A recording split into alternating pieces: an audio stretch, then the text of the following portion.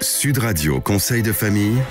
Avec Domitis Invest. Choisissez Domitis Invest et investissez l'esprit libre avec des loyers sécurisés tous les mois, que votre bien soit occupé ou non. Bonsoir à toutes, bonsoir à tous, bonsoir Stéphane Moller. Bonsoir Olivier. Associé au sein du cabinet Via. On va répondre ce soir à Nicolas. Nicolas souhaite avoir des conseils sur ce qu'est la dévolution successorale. De quoi nous parle-t-il ?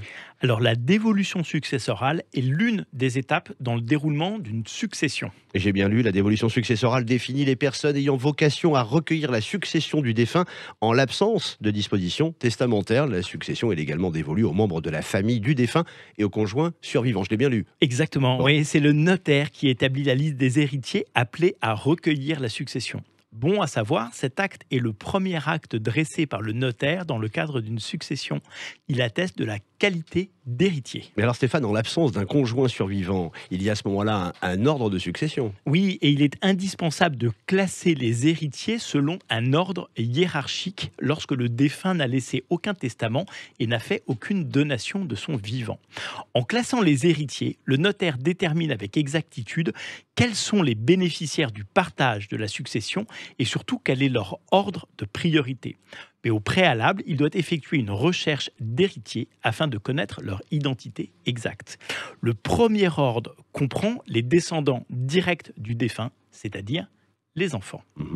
En l'absence d'enfants, le second ordre correspond aux ascendants privilégiés, c'est-à-dire son père, sa mère, et aux collatéraux privilégiés, c'est-à-dire ses frères et sœurs ou neveux et nièces. Et en l'absence, Stéphane, de parents, de frères et de sœurs. Alors il y a un troisième ordre qui regroupe ce que l'on appelle les ascendants ordinaires, c'est-à-dire par exemple ses grands-parents. Et le quatrième ordre, les collatéraux ordinaires, ce sont ses oncles et tantes et ses cousins. Ah, n'oubliez personne. Hein. Mais il existe aussi, je l'ai lu, la dévolution successorale avec testament. De quoi s'agit-il ? Oui, une personne peut vouloir exprimer ses dernières volontés et transmettre ses biens à un proche. Et la personne doit à ce titre rédiger un testament. Exactement. Il existe 3 types de testaments. Un testament rédigé seul, sans notaire. C'est un testament holographe. On peut aussi le rédiger à l'aide d'un notaire, évidemment. Oui, c'est un testament authentique, mais on peut aussi vouloir garder son testament secret.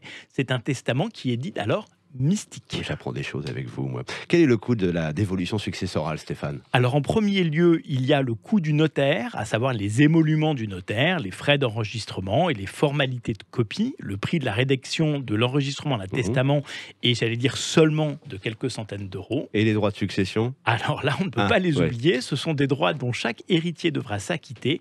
En général, ils sont définis le jour où est établie la déclaration de succession. Et en principe, ils doivent être réglés, eux, dans les 6 mois qui suivent le décès. Oui, sauf à justifier de difficultés pour rassembler les sommes nécessaires au paiement des droits de succession. Et c'est quelquefois le cas quand le patrimoine transmis est essentiellement composé de biens immobiliers qui nécessiteraient au préalable d'être revendus. Merci pour toutes ces précisions, Nicolas, en espérant que cette chronique vous aura éclairé utilement. Continuez évidemment à nous poser vos questions. Cette chronique, vous la retrouvez en podcast, sudradio.fr, et nous on se retrouve demain. À demain, Olivier.